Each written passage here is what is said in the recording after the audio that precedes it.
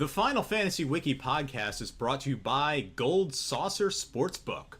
We feature instant parlays on our new Final Fantasy app. Every week, every game. With our new app, you can play on the toilet, play during a meeting. Don't tell your wife how much money you've spent on this app. Wives are not champions. Remember, Gold Saucer Sportsbook. We own your house now.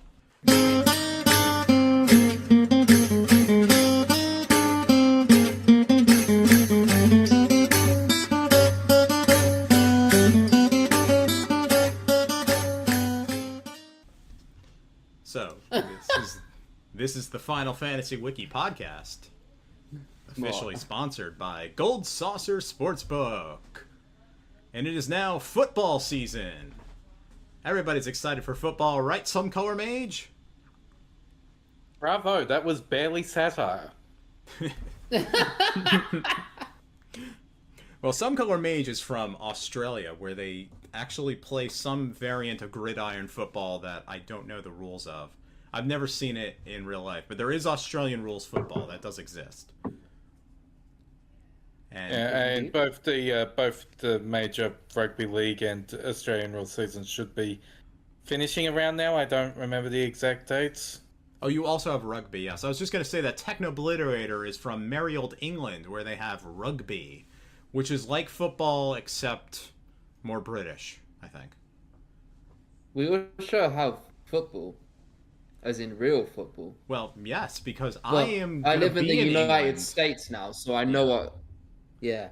I'm going to I live in the England United States now, so I know what American football is. We just keep talking over each other. The whole show's ruined. Ah! Ah! Sorry. Continue. No, sure, go. Okay. I'm just gonna make it awkward. All right. We can't get the rhythm going. The rhythm is very hard. What I was trying to say is you do have American rules football because I'm going to England in like 2 weeks. I'm going to see the Broncos play the Jets. Yep. Yeah, at the Tottenham Stadium or at Wembley? The Hotspurs Stadium. Not the one yeah, where, so the not the Tottenham one Stadium. where Queen played. Not that one. Yeah, which technically isn't where Queen played anymore because they actually rebuilt it since Queen played at that one. Oh, okay. Well, now I don't feel bad at all. So, this is the Final Fantasy Wiki Podcast. We're a monthly podcast where we talk about Final Fantasy and talk over each other mostly, it seems. So, as mentioned previously, I am BlueHighwind, and it is fall. Full fall. With pumpkin spice lattes and all that sort of stuff. Football is on TV. Yep. My Broncos are 1-2 and disappointing already. Technobliterator's Cowboys are 1-2, right? 1-2. Did you play 1-2, today? and also disappointing. Except we're not surprised by the disappointment anymore. Yeah. Oh, we play at 7:20 p.m. today. Oh, you're So playing we're tonight. playing in Okay. hour. All right, so we will find against out the Packers. during this recording against the Green Bay Packers. I think you'll lose. Just personally. how bad we are. Oh, Yeah. I think we'll lose. In Yeah. fact, I know we'll lose. We're a joke. Yeah, sorry about that. Broncos and Cowboys are playing later this season, and we'll find out who the biggest joke of all is during that exciting video game. Would indeed. I mean, it's not It a will video probably game. be the Cowboys. It is a game that's played on video, but it is not a video game. It is not a virtual simulation. It is real people actually doing the thing. So we're told, if you can trust reality, you know. Also, Final Fantasy. I was gonna say I'm not a glory hunter of choosing the Cowboys because the reason I chose them is because I moved to Texas and I live in Texas, right? So I'm not a glory hunter. But then, even if I was, that's the worst team to glory hunt in the world. What glory are you hunting for? They're shit. It's an awful team. It is like you've become a fan of the Lakers or the Yankees. It's like it's a lose-lose situation. Even if you succeed, people will resent you for your success. For the international fans, it's like becoming a fan of Manchester United. It's like, okay, they had their day in the sun where they were brilliant, and they have all the glory hunting fans from those days, but now they're terrible, and everyone just wants to see them lose. Or it's like being a fan of Final Fantasy VII. and people vaguely resenting you if your game comes out and hoping that it was a failure, and very weird discourse about the game flopping. Yeah, that is true, isn't it? Yeah, Final I Fantasy never thought of VII it that way. is the Dallas Cowboys of video games. We It's tied it all official. together. We've confirmed it. Yeah. Yep. We're back on topic. So let's do the news, I suppose. The news of September 2025. So in the world of Final Fantasy right now, there has not been a major release pretty much this entire year. But in 2 days, Final Fantasy Tactics Reborn or Return to Ivalice will be coming out. And that's The Ivalice Chronicles. The Ivalice Chronicles. Okay. Yeah. Yep. All right, so that will be happening soon, and I'll definitely be playing that, and we'll talk more about that in October. But we'll also talk about it now because there'll be Final Fantasy Tactics news. But let's talk about the non-Final Fantasy Tactics news first, right? Unless you have something to say. Oh, if we're going to talk about the Ivalice Chronicles later, that's great, because I wanted to report it has brilliant reviews right now. Oh, It the has reviews really are out good reviews already. for the remake. Okay, let's check out. The reviews Metacritic. are out. They're really good. Uh-huh. Yeah, it's 88 on Metacritic right now. I've gone through a few of the reviews myself. It's really promising. But we can get back to it if you want, or we can go over it now. I mean, yeah, we have 88, which that's extremely decent. For context, I think Seven Rebirth had about like a 91, right? 7 Rebirth had a 91 or 92, yeah. And that was the best reviewed Final Fantasy since 9.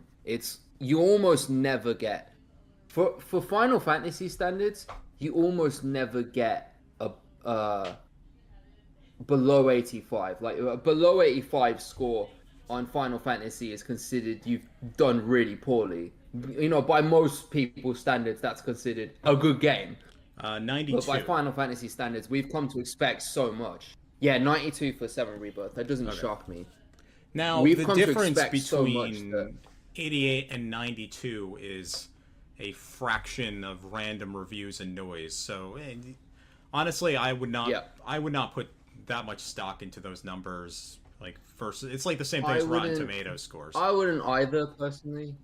I wouldn't make a narrative. Yeah. Around it, Yeah, I personally wouldn't, but people do. You'd be surprised. Another thing for context is another remake of a very popular and very high quality game from the past that just came out, Metal Gear Solid Delta Snake Eater. That has 85 on Metacritic.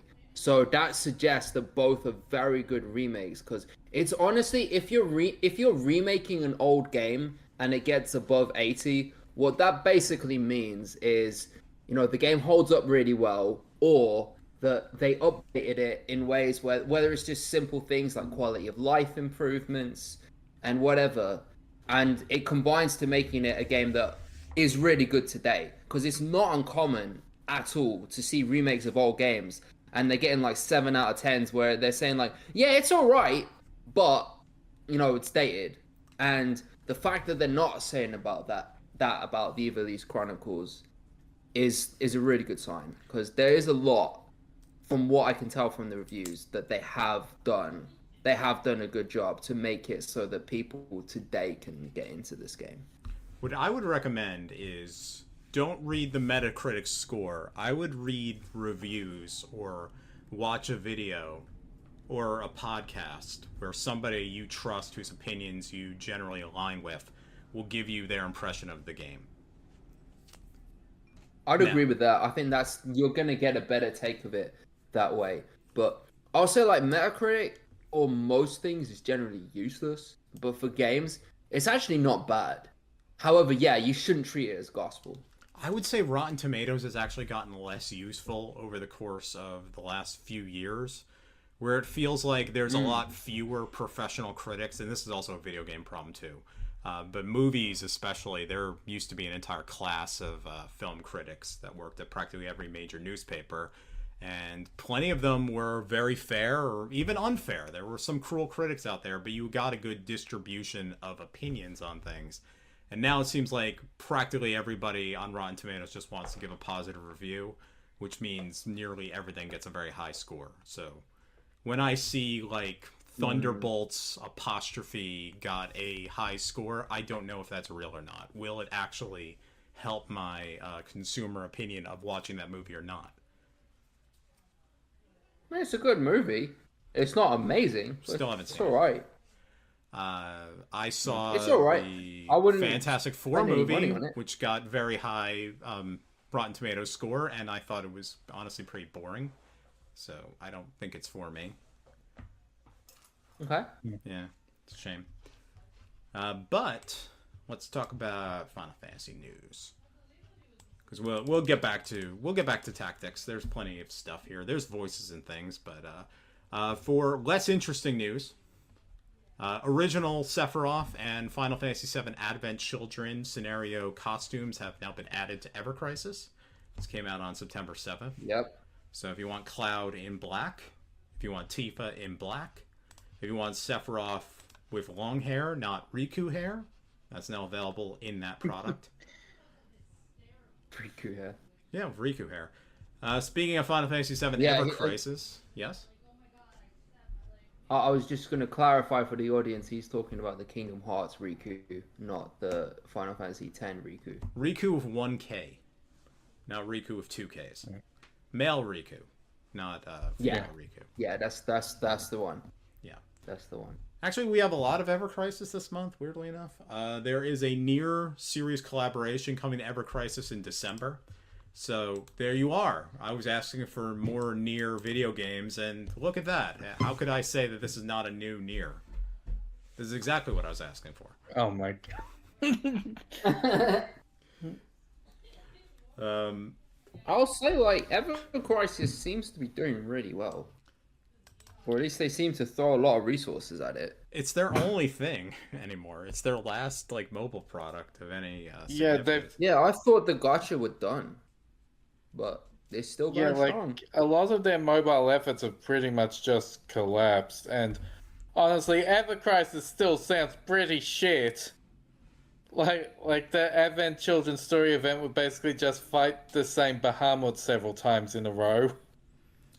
Yeah, it's kind of hard to translate the action of that movie to a mobile phone that isn't really a video game. It's just numbers go up, you know? Yeah, but there was more than one fight in that film.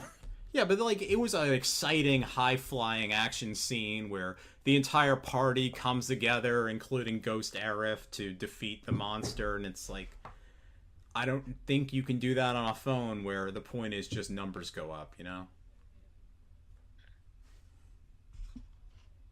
I may be being unfair to Ever Crisis. I played the Nier mobile game, and that deeply soured my impression of all mobile RPGs, because that entire game was just numbers go up. There was no strategy. I enjoyed Dissidia Opera Omnia up to a point. Like, I liked it up until it got to a point where they seemed to just run out of ideas for how to make the game interesting and challenging. At least that's how I took it.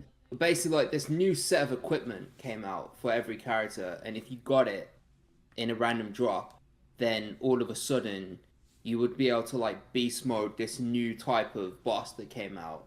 And the new type of boss was just, like, stupid hard to play against. And I just got to a point where I'm like, I am wasting so much of my free time for the sake of one boss that comes out every week, and for the sake of a mobile game. And to me, that just wasn't worth it anymore. So I and a lot of other players dropped off at that point. And then since then, I think it died. I played the Final Fantasy Tactics gacha game. Final Fantasy Tactics S. Oh No, no, that's the the different one that one. didn't make it out to Japan. I'm pretty sure he's thinking of War of Divisions. There's a different one. That's the Okay. one. Yeah. I There's more played than that one. I couldn't get into that one at all, if I'm completely honest. Like, I got the idea behind it. It really wasn't for me.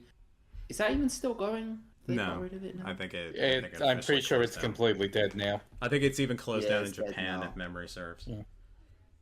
Or Yeah. it's closing down in And- Japan. Let me check. I think they didn't do enough to make it so that you can enjoy that game and you can progress in that game without paying for it. And that's ultimately what you need for these RPGs. Like, you just need to hook enough people that they'll enjoy it enough to play it. And then once they're playing it, that's when you start saying, okay, now to progress further, you're gonna have to pay for stuff, right?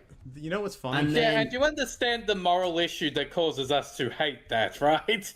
Wait, sorry. Oh, I Excuse me. 100% understand it. Yeah, I mean, I'll be honest, I don't like the business model myself, but I completely understand that. And then anyway, so I played Ever Crisis, and that one I just didn't enjoy. Like, but I know several people that are still playing it and still like it, which is like surprising to me because I dropped it like almost a week or two after it came out. But fair play, there are still people that like it, and it still seems to be like, going alright.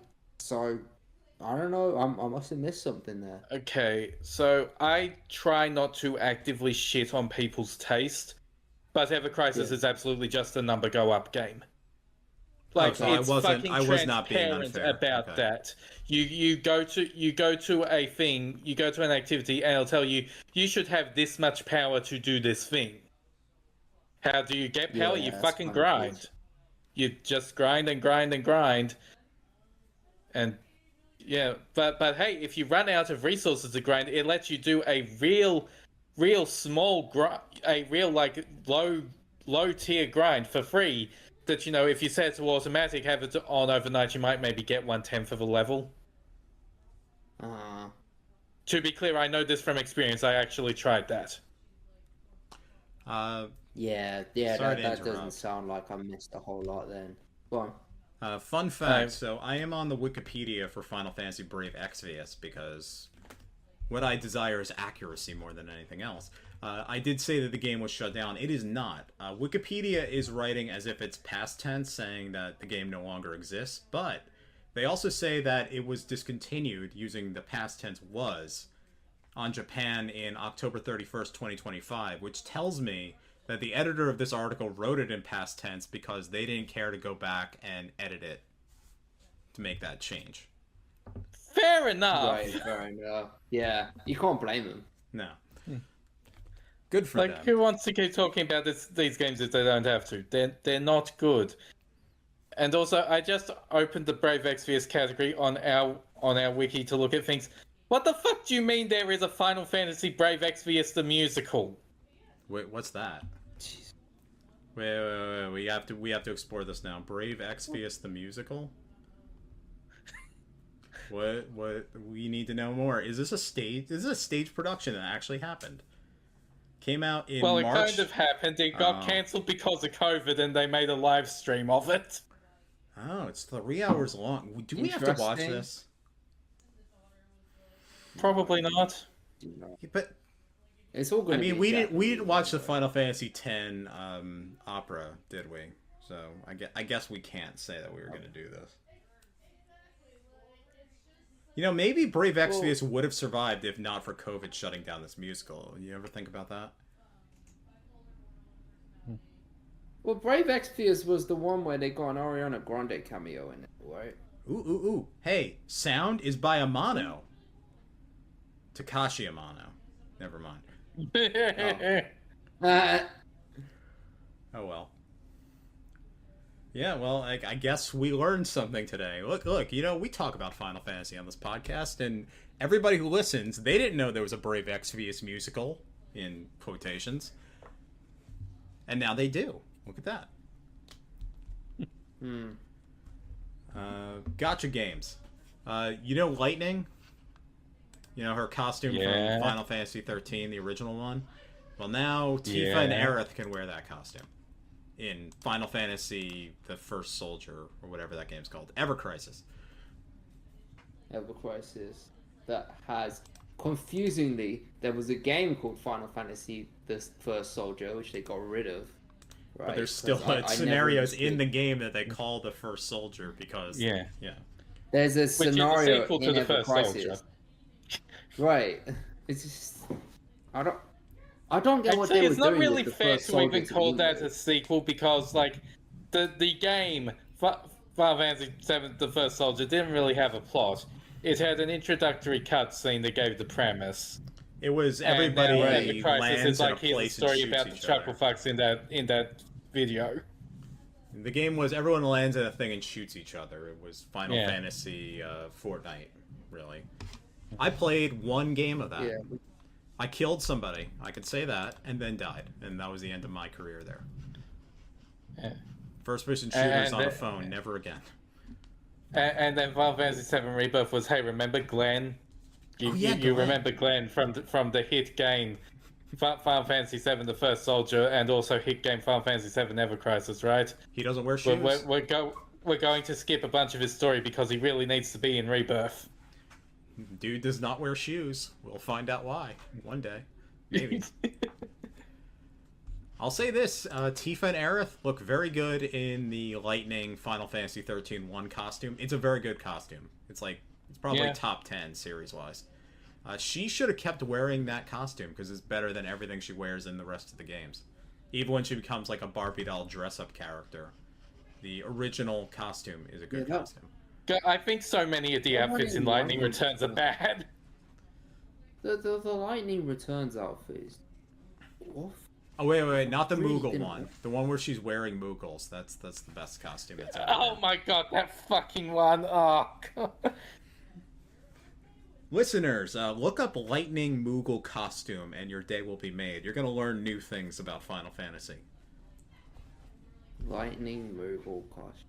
Have you not seen this, Techno?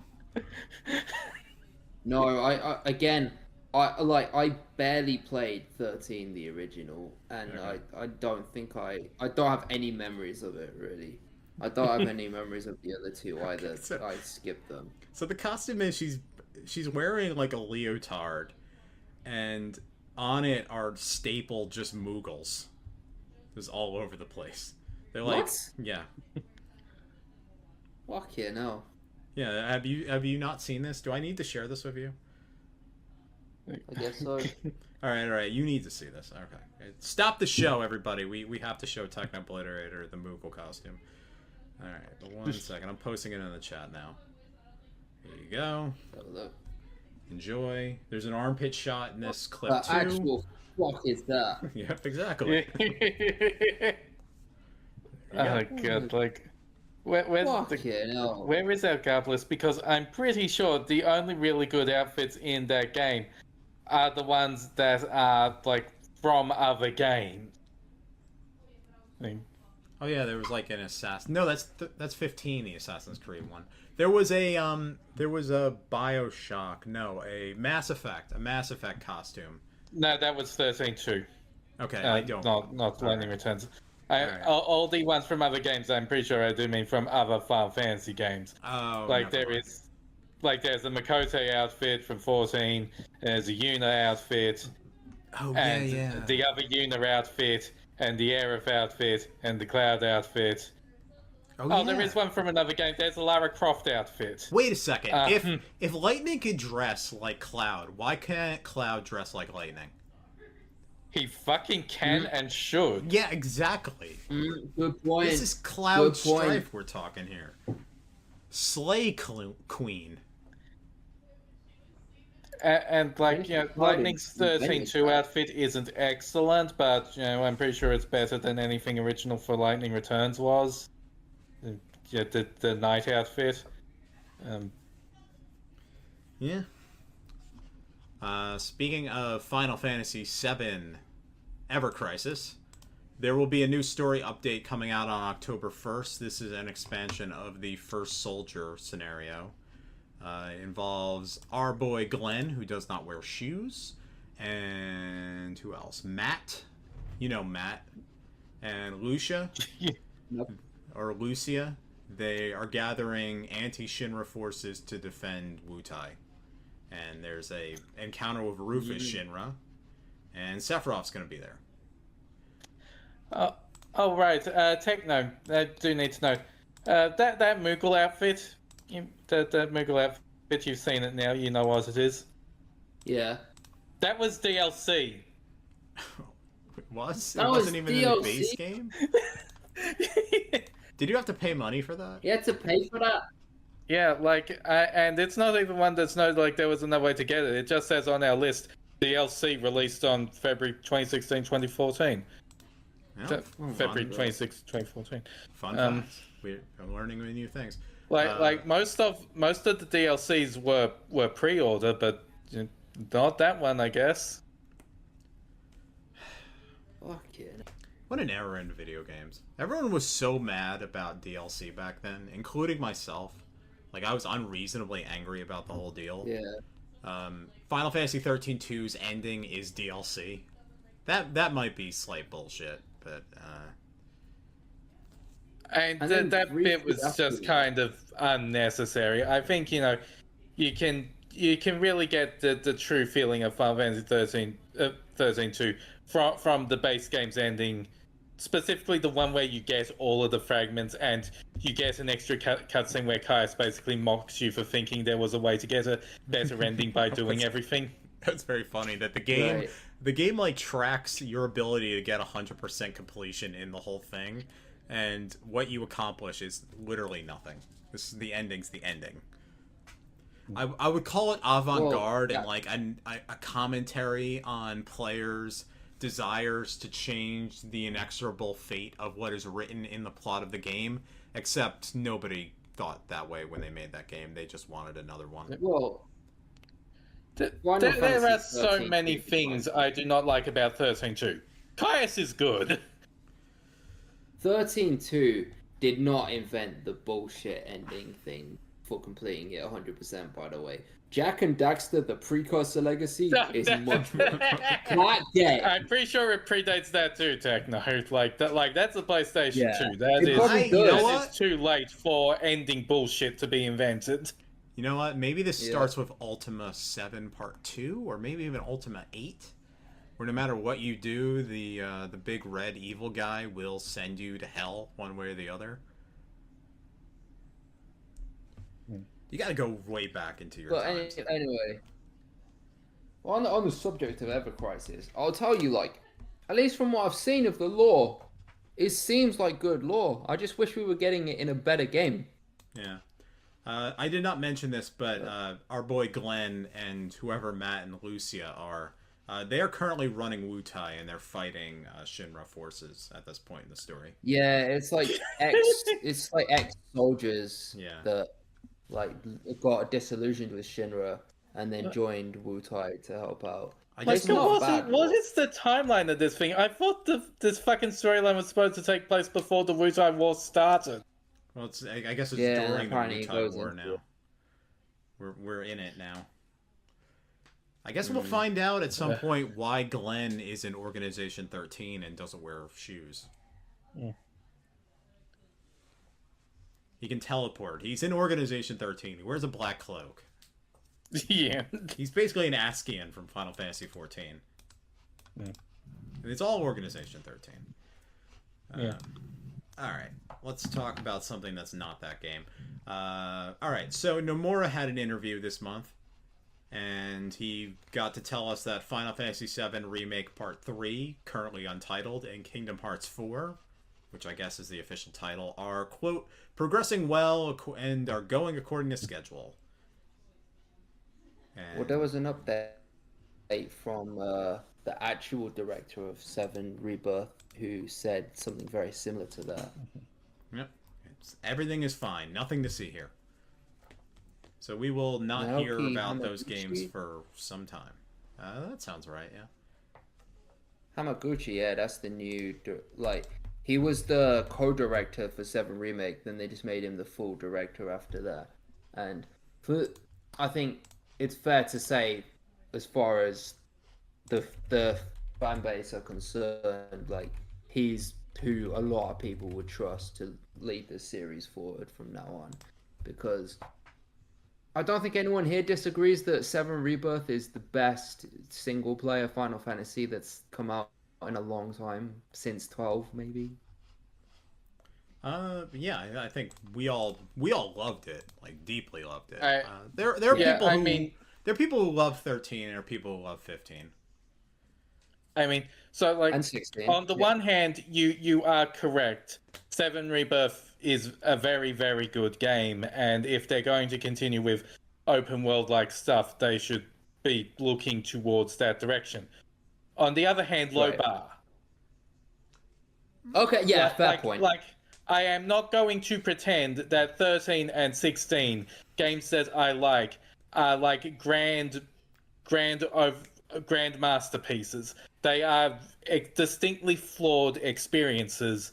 Meanwhile, 15 shit, but Fair point. like compared to everything else have put out, 7 Rebirth is just a really good game. They are all extremely interesting games for good or ill, and I will never get tired of talking about them. Let's say that. Even if most of them I have disliked over the last 20 years, let's be honest. Oh, also, we forgot about World of Final Fantasy. That game rips. Oh yeah. That game too. A lot of people really like that game. But, and SomeColourMage's Stranger in Paradise. Would you say that ranks? I think Stranger in Paradise is a very awkward game. Like, it is brilliant, but maybe not in the way of like this is an essential game everyone should play. It's like this is actually a well done character study, disguised as a shitpost. Mm-hmm. There you go, Final Fantasy, a deeply fascinating series. Even the games we like, we can say are shitposts. Yep. So with the Hamaguchi's comments were similar to Nomura's. He said that the development for Final Fantasy VII Revengeance, he didn't call it Revengeance, only I call it Revengeance. He said the development for Final Fantasy VII Remake Part 3, we don't know, he was not telling us the title of it yet, right? So I'm going to keep calling it Revengeance until he tells us the title. He says the game is shaping up nicely. Yep, the game is shaping up nicely. A lot of content is already playable, and the game's direction and form are firmly set in place. Right now, the team is united around refining everything. And then he said something else related to the sales of the game, right? Which was, despite Square Enix admitting last year that Rebirth did not meet expectations, he said the second part of the Final Fantasy VII Remake trilogy has been doing very well on both PC and PS5, and the team has been able to channel that into a high-quality third installment. Which, what that tells me is, between all the news that... was this part of the news that that was on the list that they've said that the next remake part is basically going to be multi-platform, and that I think they're just going to go. I didn't log that because they've already basically confirmed that over the course of things. Right. Yeah. Yeah. But like they have explicitly said this also as part of the announcement that Remake and Rebirth are both coming to both Switch 2 and the Xboxes. That it's pretty much confirmed that Part 3 is going to be on everything at launch, and I think that makes sense. First of all, the PlayStation 5 in some cases have had absolutely horrendous attach rates. Like, I don't think the exclusivity deals are actually making back the money that's lost, and they've also been like getting worse, and they've also been like getting worse and worse deals for Sony as well. Like, I think Rebirth's exclusivity deal was actually only for 3 months. Yeah. It takes that long for you to develop a port, It's a very, very big game. It's a sophisticated game. It's a complicated game, Yeah. It's not as simple as you take the tag that says PS5 and edit it to say Switch 2. Yeah, yes, that's true. But also, they don't seem like great deals for Sony's end over, because, Final Fantasy 16, Sony helped develop that game 6 months. The 6 months before you can, start talking about putting it on everything. You were saying, Techno? And, when you think about it, yeah, with a lot of these, they've put it under the umbrella of PlayStation Studios now, all their new first party games. Oh, and for Sony, Sony's first party games, right? And they've been all doing extremely well. That's why Ghost of Tsushima did really well. Ghost of Yotoe is about to do brilliantly. The Last of Us sold ridiculously well. You know, anything Naughty Dog puts out sells 20 million. Anything that anyone from that studio puts out, God of War, whatever, you name it, is going to sell really well, right? So it's almost like PlayStation Studios is a marketing thing in and of itself, that it comes from PS Studios. Everyone knows there's like a level of quality attached to it. Whereas like Square Enix doesn't really benefit from that, because it doesn't get to be under a PlayStation Studios umbrella to the same extent. So it doesn't benefit from that audience to the same extent. So the marketing for it, when it's an exclusive, doesn't really land the same way, so they don't get that benefit of it. Instead, they end up losing the potential sales they would have gotten on, I think specifically Nintendo probably hurts them quite a lot not to sell it on the Nintendo consoles. And as we've seen, like PC is like a bigger sale for it than I expected. Like I didn't expect PC to have as big an impact on the sales of the game as it clearly has. So yeah, it just doesn't seem to have made a lot of sense for them anymore. So it was probably just a mutually beneficial decision to say, yeah, look, we'll sell it on your console, right? But we're not gonna do any exclusivity deals because, you know, we don't benefit from it, and you don't really benefit from it. So the thing is, once we hit the PlayStation 3, Xbox 360, exclusivity deals were no longer about maximizing eyes and sales. It was about, you know, reducing financial risk. You know, you have the hardware manufacturer saying, "Hey, we'll comp some of the advertising for you. We will also give you the money that we think you might have had if you also released on the other guy to compensate for that." Right. Because it's about selling the system. I don't think that's holding anymore. First of all, because that Xbox Game Studios has fucking imploded. Well, Xbox There's sales basically no business for them anymore. Yeah, they are in complete catastrophic freefall. They're getting delisted from stores. They're raising the price while sales are flagging. It is that is no longer a company that sells consoles. Yeah, and then meanwhile, despite a lot of criticism and stuff, Nintendo has hit a new golden age. That's pretty much objective. The Switch 2 has basically become like their best-selling device ever, and it's within like a day after it came out. Well, let's hold on that, because that was astonishing. The PlayStation 5 sold extremely well at launch. I think there were news reports that it was the best-selling PlayStation at launch or whatever nonsense. It was like impossible to find it over the first year. And I don't think you could say the PlayStation 5 has been a success besides sales-wise. Like, the PlayStation 6 will not sell the way it has. They're still saying. Yes. They're still saying. Also, continuing on from the point, I don't think Sony can actually afford to compensate the possible potential of lost sales on Nintendo devices. Oh yeah, absolutely. Yeah, but like, you know, I'll be honest, I was astonished that the Switch 2 did as well as it did, because leading up to the launch, all I ever heard were complaints about, oh, it's too expensive, the games are too expensive, they don't have this, that, or the other, and all I ever heard was, this is just going to be another Wii U. And instead, it's sold absolute gangbusters. It's, you know, done incredible. And, you know, going back to the point about PlayStation 5, you know, there was just a new report from Sony saying, like, it's their most profitable console they've ever put out. And I believe that, but, you know. Yeah. You could look at the sales of Disco in 1979, and it's at the highest that it's ever been, but look at the sales of Disco in 1980.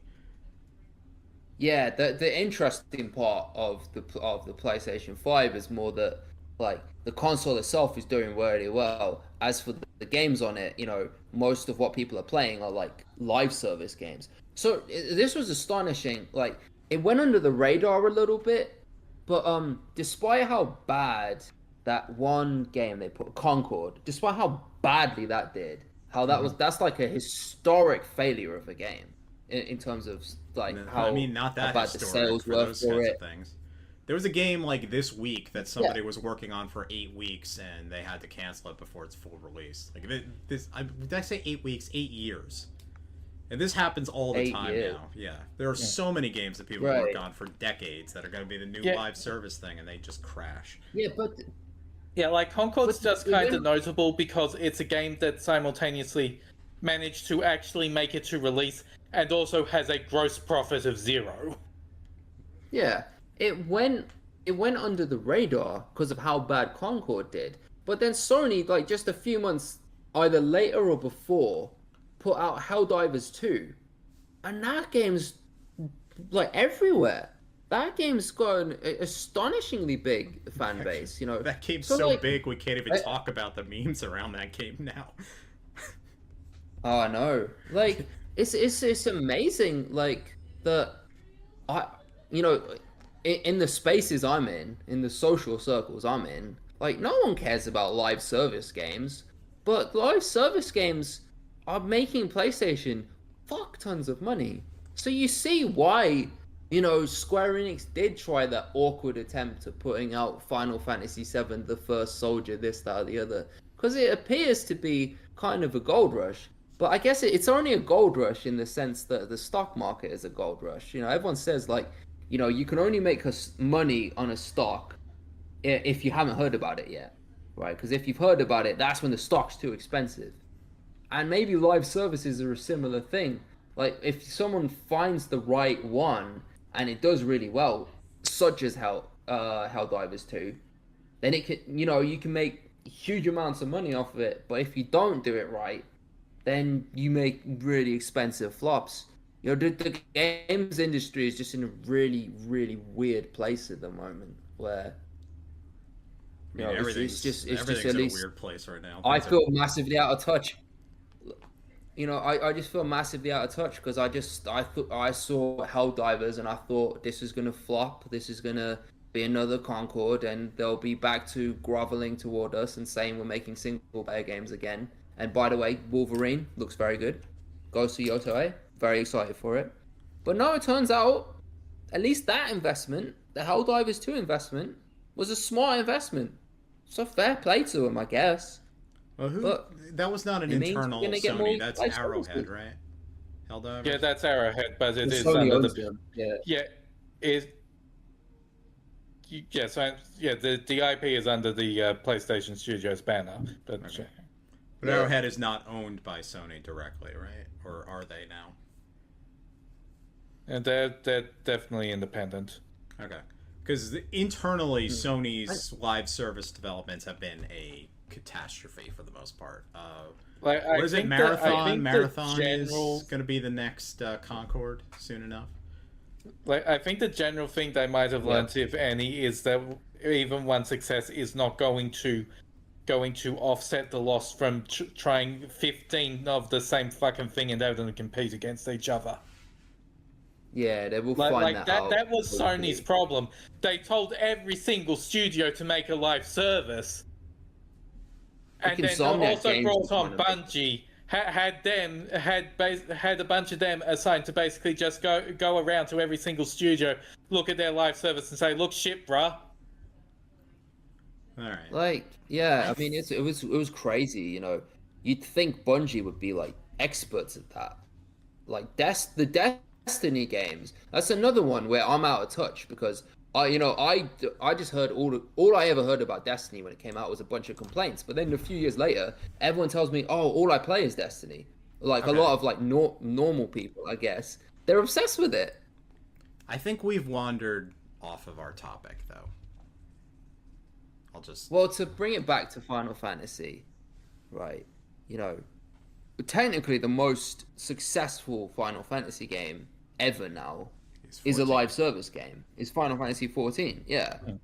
So, and that's a kind of model when that doesn't even people exist say, anymore. It's a subscription MMO. there's Final Fantasy 14 and World of Warcraft and Final Fantasy 11. It's like everything is incredibly old and dusty, and 14 is the one that's still relevant. Yep. Yeah, and Square Enix before long, they're gonna have to find their next Final Fantasy 14 as well as their next Final Fantasy 7 Rebirth. So this still affects us. This affects our space because this is what's keeping these studios afloat. Well, 14 seems to be doing fine as far as I can tell, unless you are installing mods to make your character naked. You can't do that anymore, unfortunately. That was last month's discussion. Yeah, don't do that. Well, you can. You just can't tell anyone else you're doing it. Yeah. Speaking of Final Fantasy 14, I do have some 14 news. A little bit. Okay. Final Fantasy 14 is going to be collaborating with... Let's see what it is this time. I'll just pull this slot machine and see what comes out. Will it be Assassin's Creed? Will it be Hades 2? Will it be Silksong? No, it is going to be Monster Hunter Wilds. That's what it's going to be this time. Yeah. That actually makes sense. That seems like a fairly decent collaboration. Yeah, and also, this is something that they've talked about. First of all, this isn't even the first Monster Hunter collaboration, but also, yes, Yoshida is friends with several people at the top of the chain in the department of Capcom that does Monster Hunter. They like each other. They like doing this stuff. Yep. So it looks like there's part of the new patch 7.35 will allow you to go and do some Monster Hunter Wilds stuff. Yeah. I think in Monster Hunter Wilds itself, you can fight Final Fantasy 14 monsters, if memory serves. Yes, they're adding Omega to Wilds. Yeah, that makes sense. So that's all cool and fun for fans of those two things. I wish that it was a collaboration with Yakuza. Or Like a Dragon. I want to fight Majima in 14. I think Majima would get along very well with who's the surly English guy that everyone loves. I can never remember his name. Half gray hair. Everyone's horny for him, and he's British. The Dragoon? No. Bad guy. He's the bad guy. He's an ass. The evil one, Emmett Selk. Yeah, Emmett Selk. There you go. Sorry, it's just not a name, Emmett Selk. It doesn't feel like a name. Well, I can say Hades then, because that's his real name. Okay, yeah, Hades. There you go. You would get along great with Hades. Yeah. I didn't know he was Hades. I'll learn more things. Yeah, he's Hades. Well, good for him, Emmett Selk is a title. That's the name of his job. Oh, okay. So really, we've just been calling him Barkeep this entire time without even realizing it? Okay. Alright, so Hades. I'm going to call him Hades, just to confuse people. So Final Fantasy Tactics: The Evilise Chronicles. There were multiple trailers released with the voice actors for various things. If you want to hear what Agrias sounds like before the game comes out, she sounds like an English lady, just as you always expected. Yeah, and that's out tomorrow, so it'll probably be out before you even hear this episode. It may be out They the very do day this it really releases. interesting. They do a really interesting thing where all the characters who are your corpse brigades, your thieves, your brigands, those types, those all have really low working class Cockney accents. And then all the nobles, all the knights, all of them have your more upper class accents. I wish they would do the opposite for once. You have your it would be Cockney funny, nobles. Wouldn't it? And the ones that speak the King's English, they're all in the gutter class. And then actually, the head of House Beowulf has to go and bring up a gutter maid and teach her Cockney. A reverse My Fair Lady. Well, all the voice actors in the Evilise Chronicles are different from the War of the Lions, so they've recast everyone. Well, yeah, War of the Lions was a US dub, while Evilise Chronicles is a UK dub.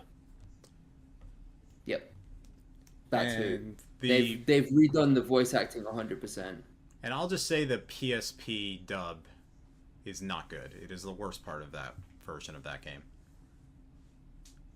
A lot of the scenes seem like they were the first take. There was someone who said, going back to the reviewers, one of the reviewers said that in the Ivalice Chronicles, one of the better characters becomes Rafa, who apparently was like, has an interesting story, but didn't stand out to him in the original versions of the game. But now Rafa, because she's voice acted so well, and because she has a unique accent, becomes a more interesting character just as a result of that. I can see that because her story is extremely dark, like uniquely dark for even this series. And if that scene is performed exceedingly well, it could take it doesn't play that well in text, is how I'd put it. The script doesn't quite serve it. So if you're able to get a particularly great performance out of it, you could probably elevate things. Like, I'm not sure how great the Final Fantasy XII script is, but everyone's performance in that game is so damn good that it comes away as one of the best games ever, English dub-wise. Oh, superb. Yeah. Yeah. Superb voice acting in that game.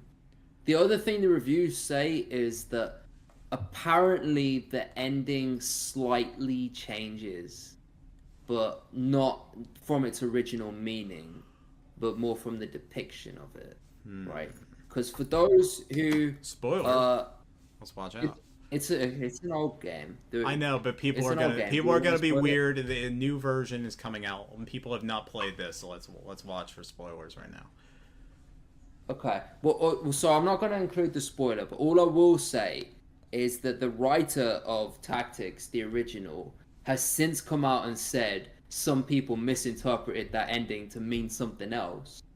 Right. So what I imagine, I don't know for sure, but what I imagine happened is that the ending was slightly changed just to clarify what the writer meant. But that I can't confirm that, having not played it myself and not knowing. But all I will say is, for those who haven't played Tactics, I'm one of the fools that didn't play it enough because I sucked at it, right? But I'm now writing the wiki articles for it. This was the most fun game to write for in my 12 years of editing any wiki. The storytelling in this game is superb. The setting is so well thought out, and it's just so fun to write for. And I just highly encourage you read my new articles on it. Not because I'm saying, oh, my work is like the best. Well, let's not take personal possession of anything that's on the wiki. It is, every one of these pages are collaborative. Yeah. But you can just see like how well thought out the storytelling is, the plot is, how like, maybe when you're going through it and you might miss certain things, it might get confusing. But when you see how it's all put together, you're like, oh my god, this is brilliant. Like, I can say this because it's not a spoiler. It happens right at the start of the game. But there's a princess that gets kidnapped, and then there's a lot of like details around that initially don't make a lot of sense, because it is actually quite complex. But when you put it together, it's actually like fairly straightforward what's happening here and what the motives are behind it. So it's just brilliant. Speaking of Matsuno is quite simply a good writer, and also he also tends to benefit by ending up on teams that also have pretty good translators that do understand the vibe he's going for. Like, I mean, some people do kind of complain about archaisms in some of the Final Fantasy scripts, but yeah, like Final Fantasy Tactics, Matsuno does in fact write that way in Japanese. He writes in his stuff is written in a slightly older than modern tone. So it makes sense to be pseudo Shakespearean, in contrast to Final Fantasy VII, where it makes entire sense for Kate Sif to drop a leg day crack. So, speaking of Matsuno, he did release a statement about this game. I think I want to read this in full because it's actually a very interesting quote. So just bear with me, it's a couple paragraphs. Nearly 30 years ago, the collapse of Japan's bubble economy engulfed the nation's financial institutions in mountains of bad debt, triggered a wave of corporate bankruptcies, a sudden and extreme rise in unemployment rates, and a stagnation of Japanese society as a whole. It was an era when many were robbed of hope, when dreams were measured by their price tag. Against this historical backdrop, I crafted a story. It was the story of Ramza, a young man who fought tirelessly against the entrenched social class system. It was a story of Delita, who sought to take advantage of this confusion and despair to advance his own social position. It was a story of a peculiar destiny in which friendship and betrayal intertwine. And now, in 2025, a time when inequality and division are still deeply rooted in our society, I offer this story once again. The will to resist is in your hands. And this is signed Yasumi Matsuno, original script, scenario writer, and editor. Yeah, that's another thing. Matsuno is also very well versed in current events of the time that things were written. Like, as you know, another example, Tactics Ogre, another thing that he's big on. It's basically no secret that the writing of that was inspired by the balkanization of Yugoslavia, which was happening at the time it came out. Tactics Ogre was originally 1995. My only response to that, the statement he put out, is I almost don't feel like he does himself enough credit with what he's describing there. Like, because Delita is a much more complex character than he makes out. Like, that's part of it. He takes advantage of it to advance his own social situation. But when you delve into it, like, Delita is very complicated, and Delita is a fascinatingly well written character who I don't think you can sum up in just a sentence like that. Well, he said this back in June, and I did not quote it properly. It was just going around my socials this month, turns out. We'll have more to say on Delita and how the new translation and new performance defines his character, but he is a morally gray character and a very interesting foil to Ramza, let's say, where one is making they're both making, let's say, difficult choices, but things work out very differently for both of them. Not to spoil too much, but I think that's a great structure for a story where you have two best friends who start out and then their paths diverge wildly depending on how they treat the world. One choosing to rebel effectively and one choosing to, well, we'll see what Delita does. Not really conform, but yeah. He doesn't conform, but he is playing the game where Ramza is not. Ironically, Ramza is the one who is playable and Delita is not, but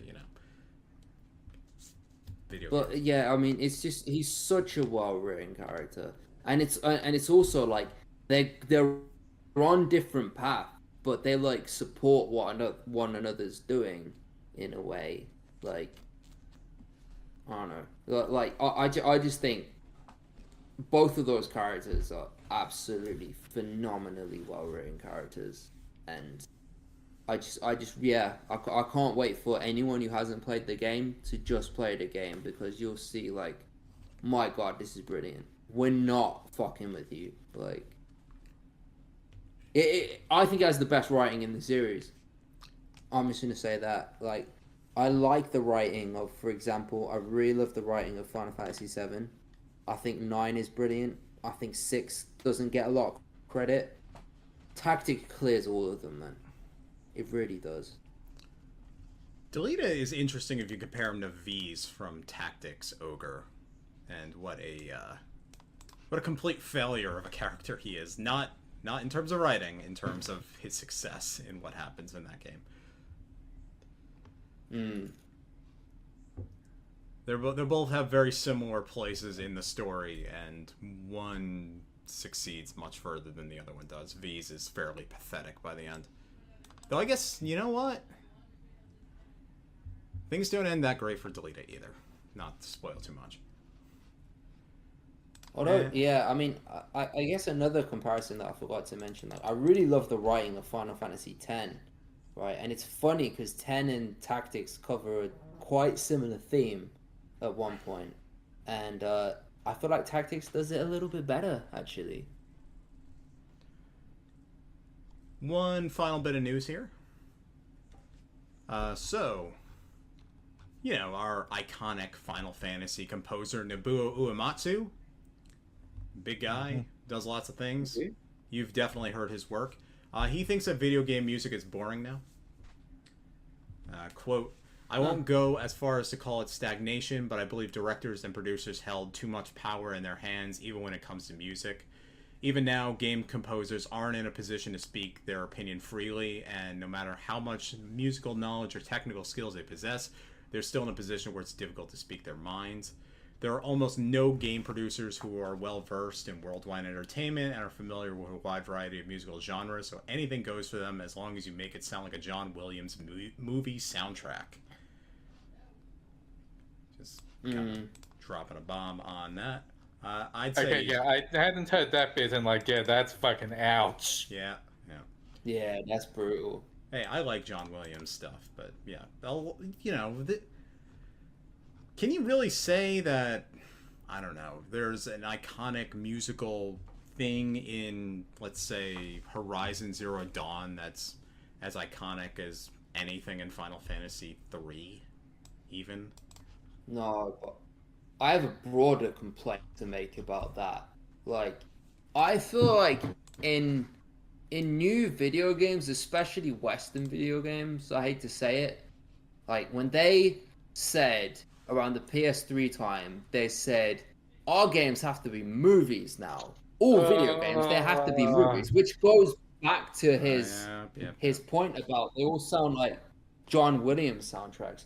But you hear like, you know, the old Ratchet and Clank games on PS2, those have very video gamey soundtracks. They're like these, like, I don't know how to describe it. They're like kind of like EDM, techno, kind of like funky little soundtracks that make every planet you visit sounds unique and interesting because it has a different soundtrack to it that just fits those games perfectly. And as soon as they got to the PS3 era, they said, oh, no, we've decided these games are Pixar games now. So now everything has to have this boring, like, cinematic soundtrack to everything because we have to make you feel like you're playing a movie. And I just fucking hate it. Just give me the old soundtracks. Those were much better. I want to sound like I'm playing a Daft Punk game rather than sound like I'm playing a fucking, like, Toy Story 5.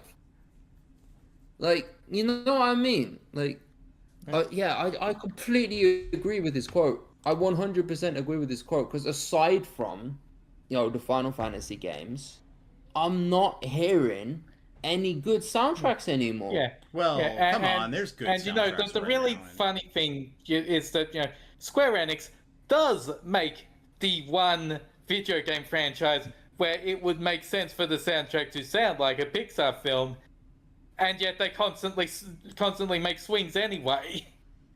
Yeah, like if Like Final the Fantasy Kingdom VII is good.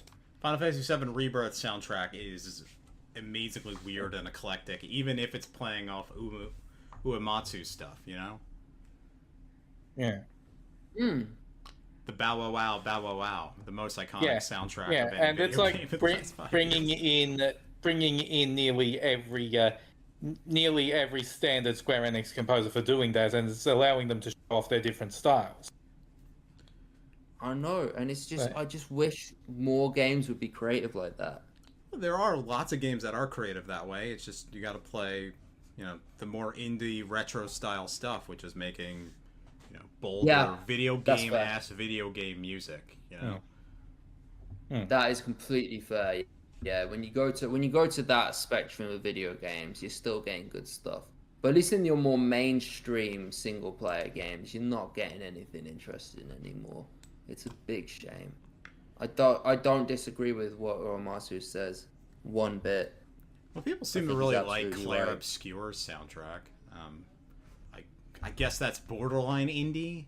Are we counting that as an indie game? I wouldn't count that as indie.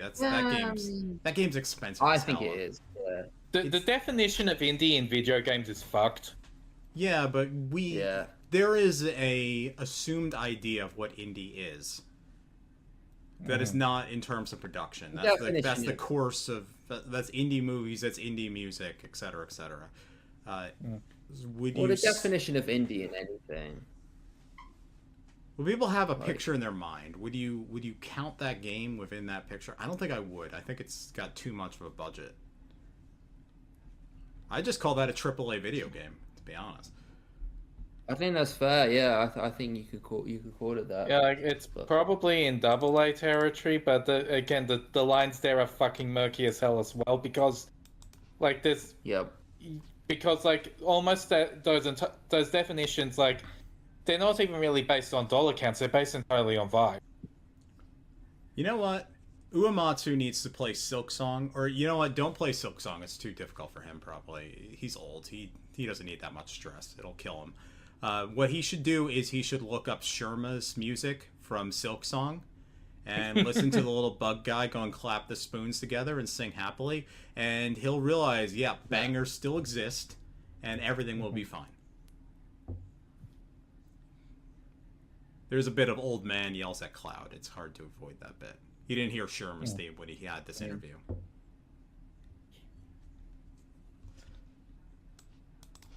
Are either of you playing Silksong? It's really, really hard. No, I've been playing the first game. Oh, well, I've been playing Metal Gear Solid Delta at the moment, and I don't have much. Between that and the wiki, I don't have a lot of free time right now. So, unfortunately, no. Yeah, you're too busy still being in a dream Snake Eater, but... I don't remember Metal Gear Solid 3 being that long, Techno. Yeah, it's not that long. It's like 20 hours, it's right? just that I'm playing it on the extreme version, so I have to get through it without being seen. Are you playing European Extreme? Is that still an option? That's cool. You have to unlock the option, but to get the big boss award at the end, you have to treat it like that. So basically, instead of it giving me a game over, I just reload the save every time I get seen. Is there... You know what? If I have a band, I'm going to call it European Extreme. Let's see if that's been taken yet. I wonder... There's a band called Extreme. There is a band called European Extreme. Okay, there's one on Bandcamp. Alright.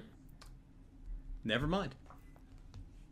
Everything's been taken. Even Gold Saucer Sportsbook. People haven't heard this podcast yet, but that's already a band name somehow. What? Yeah. Alright, so we should talk about the other thing that we do, which is the second part. So first part of these podcasts, we talk about the news. Second part of the podcast, we do the other thing that we do, which is undefined and vague. This month, we are doing Fantasy Final Fantasy. Anyone want to explain what that is? Because oh wait, you guys can't because I made it up, didn't you? Yeah. Yeah. I was gonna say. I was like, wait, how are you gonna explain it? Because it doesn't exist yet. I just made it up over the last couple of months. All right, so. Okay, so if anyone has. Oh, am I actually explaining, or are you? You can try to explain. It's a very amorphous and vague concept right now. Okay, so. I'm gonna try and explain. I'm gonna probably get it wrong, but. Right, so in your fantasy football, right, so where I'm from, fantasy football means fantasy Premier League team. So you need to get you need your striker, your goalkeeper, you need your midfielders, your defenders, all of that in your team. But the American version would be you'd get your... What are they called? You get your quarterbacks, your running backs, your offensive linesmen, whatever. No, right? you don't do I don't know the linemen. positions in that. You do only positions that score. So it'd be quarterback, right? Okay. The guy that throws, wide receiver, the guy that catches, running back, who's the guy that runs with the ball and sometimes catches just to make things complicated, and kickers and defense. Yeah. So you get them with the goal of. You basically choose, like, from all the different teams in that league, You just choose the ones that you think are going to score that week and put them in your team. And then the ones that you don't, and then you can choose ones that are that you're going to put on the bench. So in case you think the ones that week are going to they're going to have a shit game because they're against a hard opponent, or like they're injured. So whatever, you put those 3 on the bench so that they can come in later, right?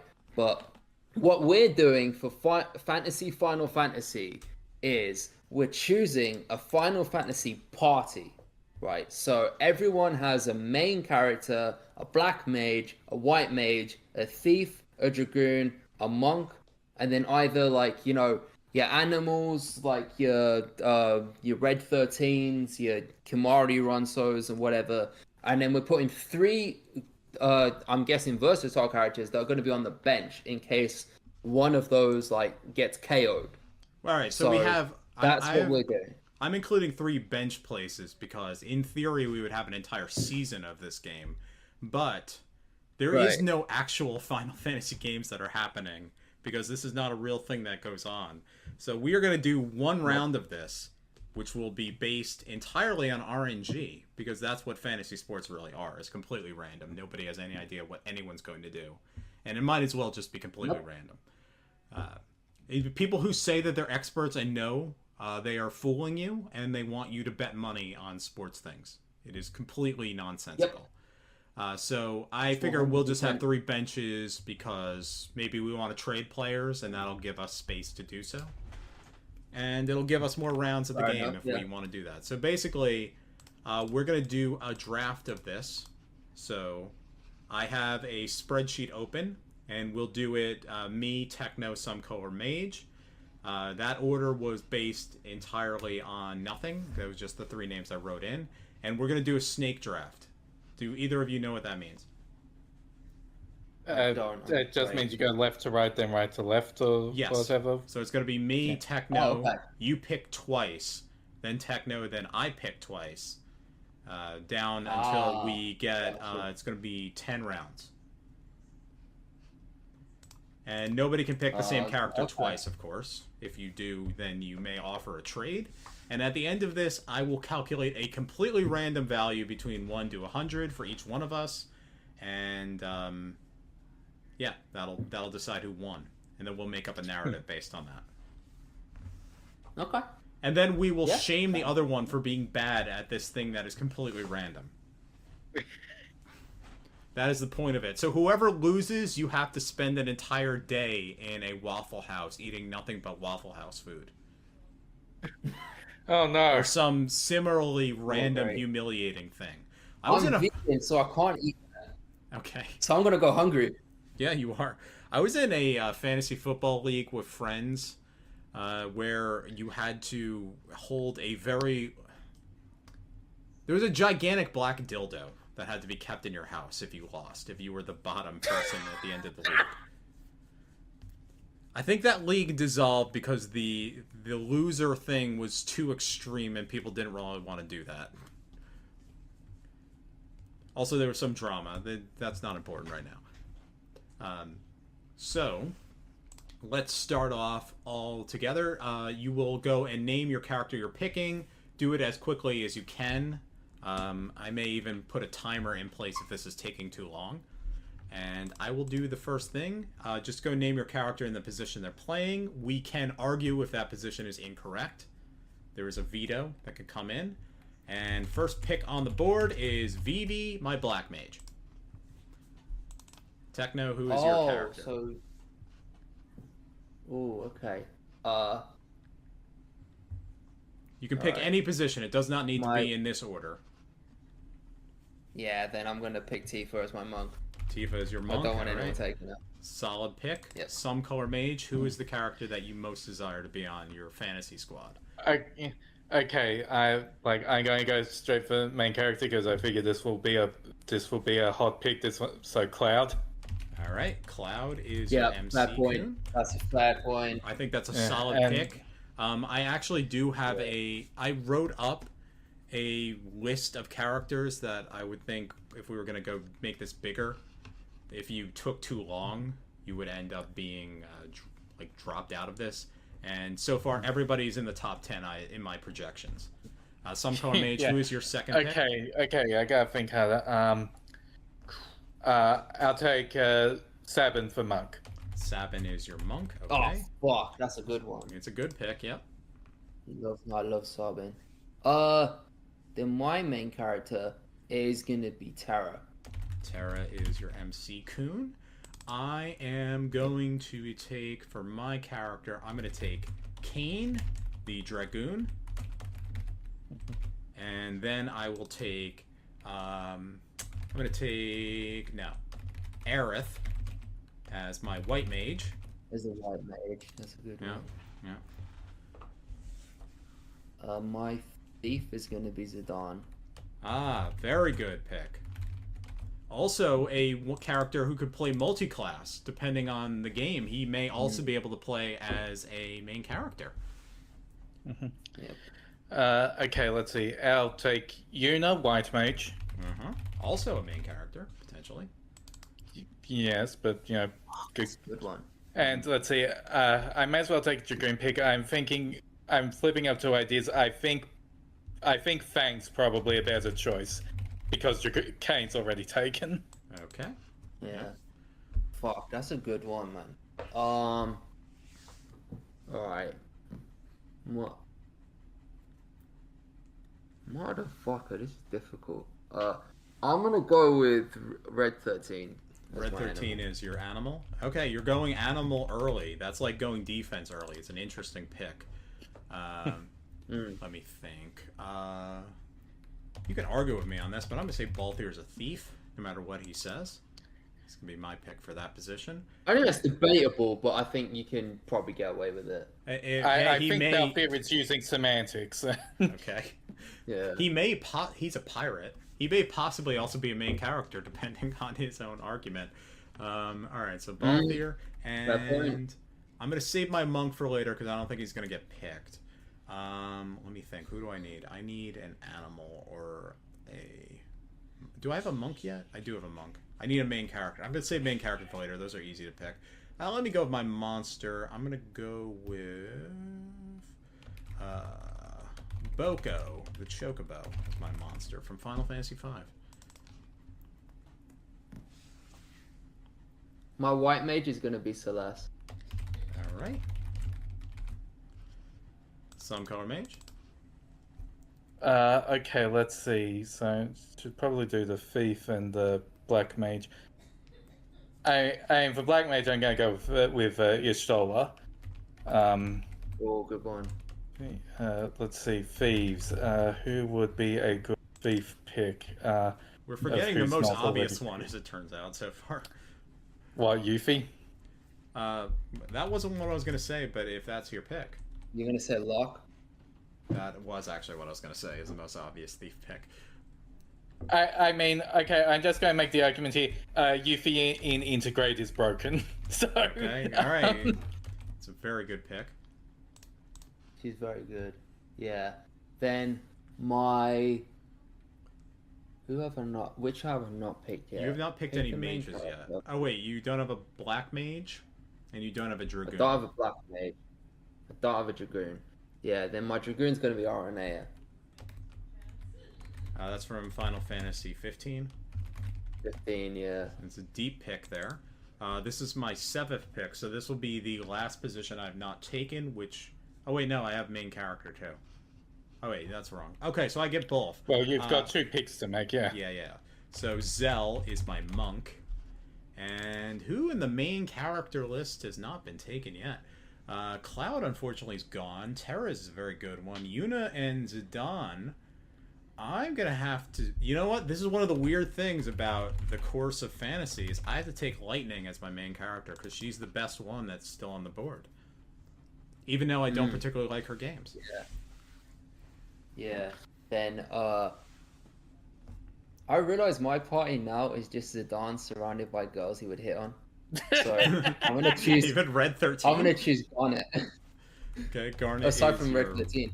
Garnet is your white mage. Garnet. Yeah. Okay.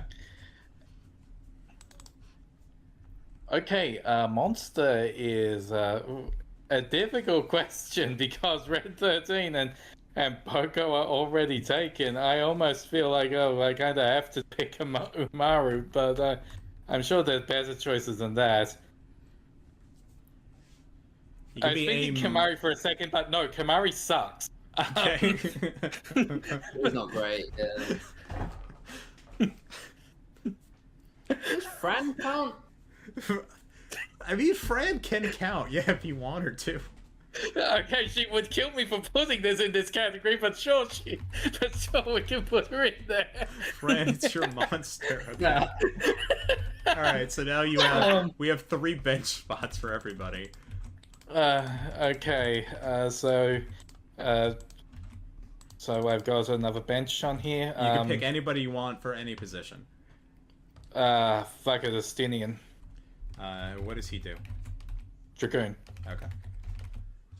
Okay, and my Final Fantasy XIV ignorance speaks once again. Techno? Orin for main character. Orin is main character. You know, we don't have like a generic warrior class. Yeah, we don't have a fighter position, so like Orin, Right. and I mean, he is basically the Final Fantasy X representative. He has to, he can take the position. Yeah. Yep. Maybe we could expand Dragoon. No, it's too late. We've already done it. Orin as your main character. I'll accept the pick. As the commissioner, I've decided that Orin counts as main character because he needs to be on here. Let's see. Who have we not picked that I am a big fan of? What great characters do we not have? We don't have... Yuffie's already been taken. Who's the Dragoon in Final Fantasy IX?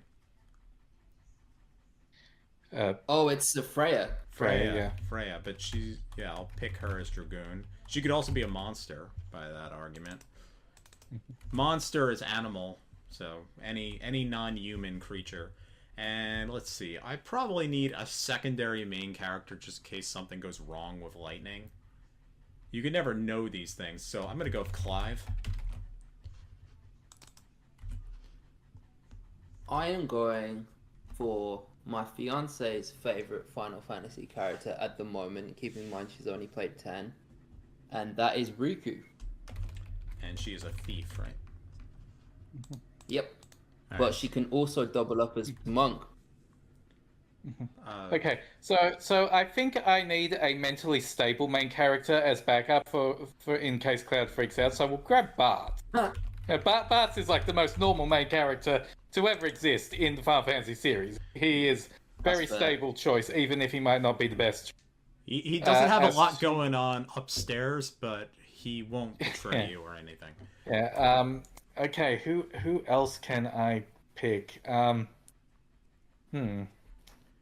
Literally anyone we haven't thought of yet. Yeah. God. Yeah, but it's kind of. It's just kind of funny how my mind's blanking so much on all of these now. I could pull up. I could give What- you, if you what want do an you auto think- draft. I can pull an auto draft list because I have written one up. Yeah, see if I sure. can Let's find it. look at the list. All right, so I'm gonna have to open this. It's on. Dang, expand the message. Okay, so of everyone that's been taken in my auto draft, the one I expected to be taken is Emmett Selk as a mage. He has not been taken so far. He was in my top 10. Okay, yeah, fine. Let's take Emmett as a black mage. Okay, all right, great. He's definitely not a white mage. No, he's not. I just... Emmett. So I need to make a small change to mine, because I realized I made a mistake. I've got 2 white mages on there. Right. So... Well, Yeah, I've got Garnet and Celeste as both. Oh, you white have. mages. Oh, yeah. So Okay, Garnet's gonna have to pick move. a black I need to mage and move Garnet to the bench. Yeah. move Black Garnet mage. to the bench, and my black mage is going to be Rydia. Rydia. Okay, that's that's perfectly fine. You can do that. Legal move. All right. And that means my last person is. Let's go to my auto draft list again. And all right, so.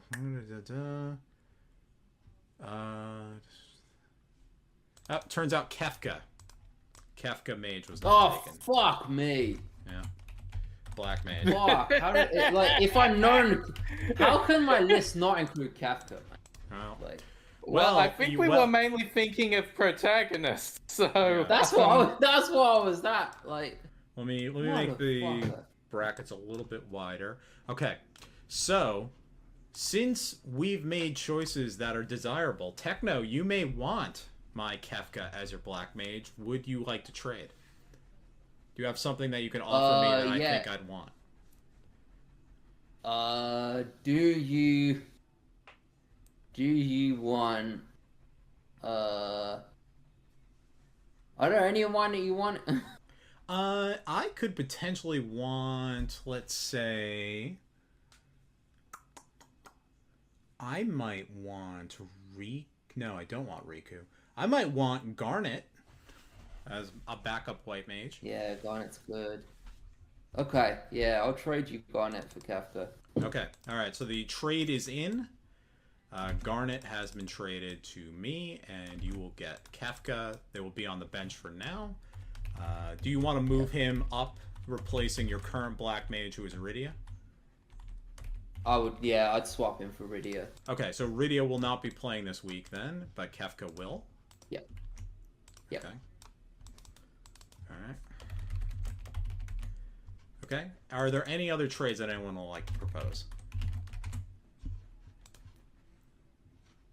I think I'm pretty solid with my bench here.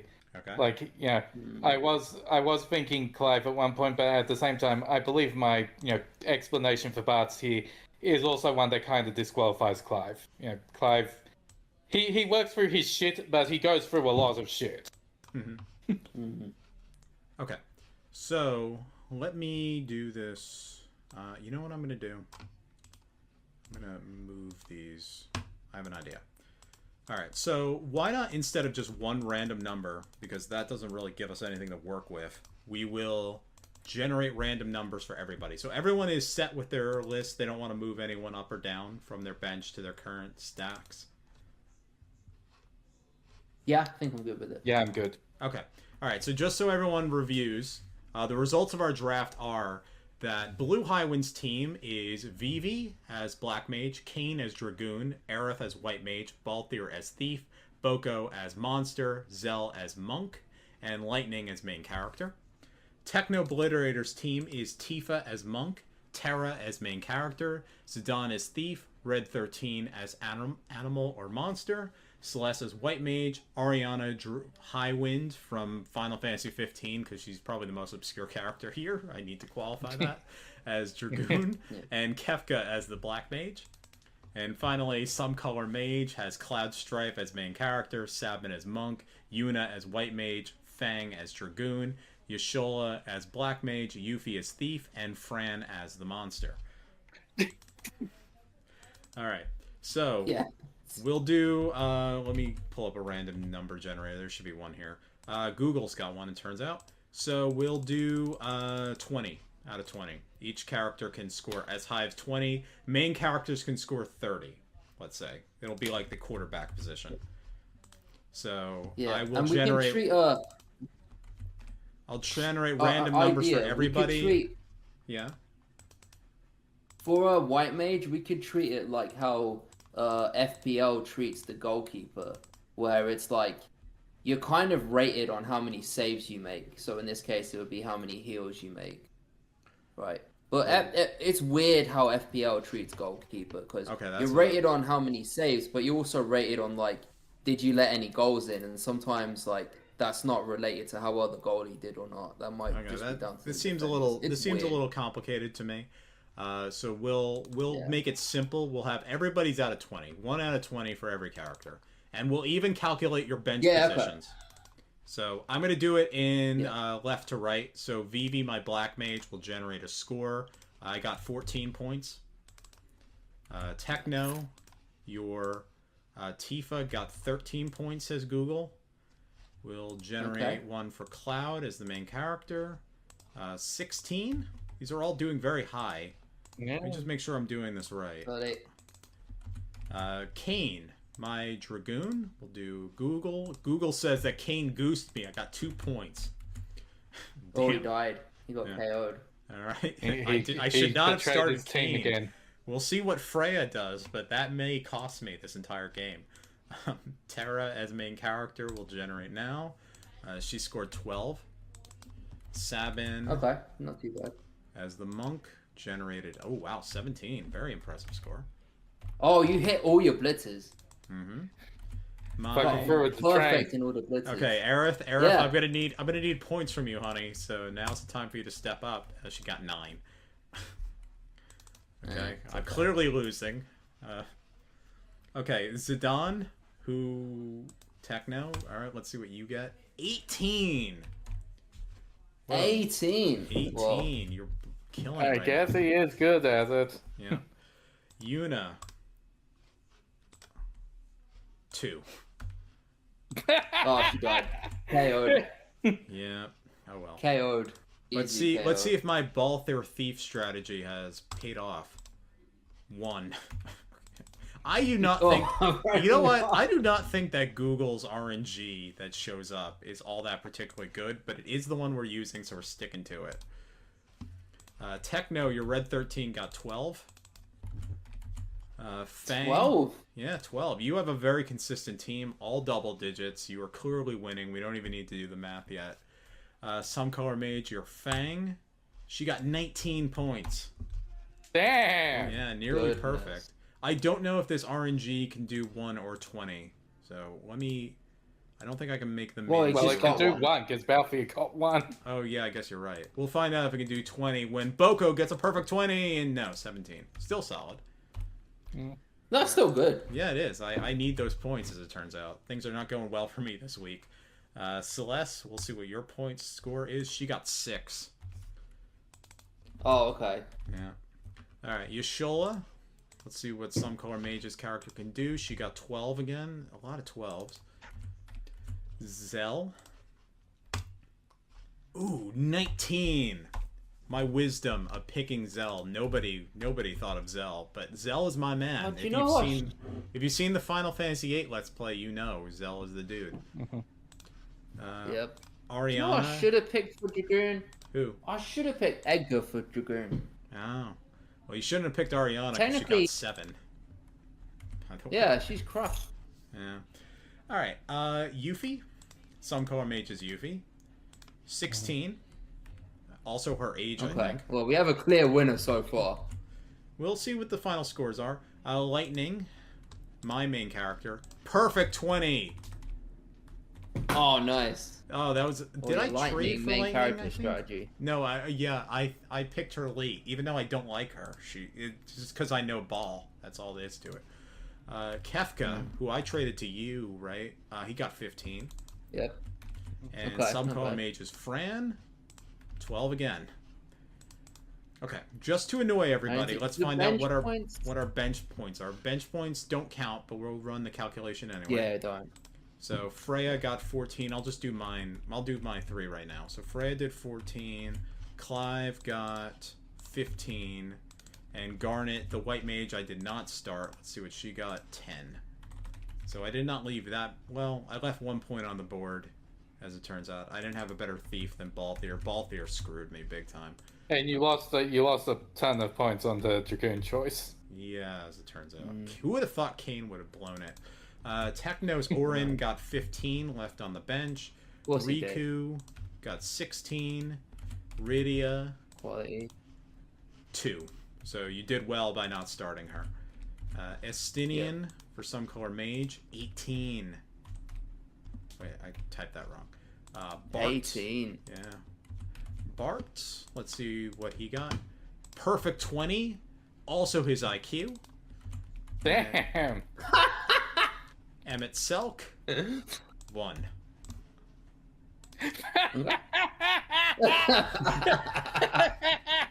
Okay, so we'll just run the math right now. Oh, this is kind of annoying. I have to open up a calculator. Hold on. Okay, so Well, you can do a calculator in Excel, right? So you yeah, can but I didn't do that. Yeah, but I did not, not do not it. formatted like that. Yeah, this was not a well formatted plot. All right, so 9 plus 1 plus 17 plus 19 plus 20. I have 82 is my score this week. Technos is 13 plus 12 plus 18 plus 12 plus 6 plus 7 plus 15. It's got a score of 83. You just barely beat me. Congratulations. Really? Yeah, you guys can run the math yourselves. Just make sure I'm doing this right. I think we've got a clear. I think we have a clear winner here. 16, 17, 2 plus 19 plus 12 plus 16 plus 12. 94. Okay. Yeah. Well, I guess we do have a winner here. I just want to make sure. I want to rerun those numbers just in case. 14 plus 2 plus 9 plus 1. These don't matter for nothing, but I want to do it anyway. Plus 19 plus 20. 82 is still the same number. This is great radio. 13 plus 2 plus 18 plus 12 plus 6 plus 7 plus 15. Still 83. And SomeColourMage. We don't need to do the math again. You have won 94. Congratulations. I mean, power consistency. Yuna kind of fumbled it, but everyone else was turning out decent performances. I know, right? And you, the deciding move was not putting Emmett Selk out there, leaving him on the bench. Yep. Like an enormous swing of those 11 points would have made the difference here. Yep. And it ended up being much closer between me and Techno than it looked like, because it looked like I was just going to lose out completely. So, kids, do not give up hope with your fantasy football or fantasy I was doing alright fantasy. until Celeste. I was doing alright until Celeste and RNA kind of ruined it. Yeah. I should have. Yeah, but it's more like you were getting, decent to good scores, and then Blue managed to pull out the fucking 19 and 20 at the end. Yeah. Started rolling sixes at the very end there, so yeah. Yeah. Yep, that's basically what happened. Yep. Okay, so that was Final Fantasy. That's the entire season. That was actually really fun. So our champion of this season is SomeColourMage. Congratulations. You win a lifetime supply of tissues. Oh, okay. So go into a store if you want a tissue. Tell them that you won Final Fantasy on a podcast, and thus all tissues are free to you. The entire world owes you. You have cornered the world's supply of tissue paper. And since I have lost, I have to amputate my own foot using a butter knife. That's not. Good luck with that. Yeah, it's not going to be fun. I don't recommend that. No. So, I guess that's everything. That's final. That's Final Fantasy for you. That was actually really fun. Yeah, I've thought of this a while, and I've been looking forward to doing this.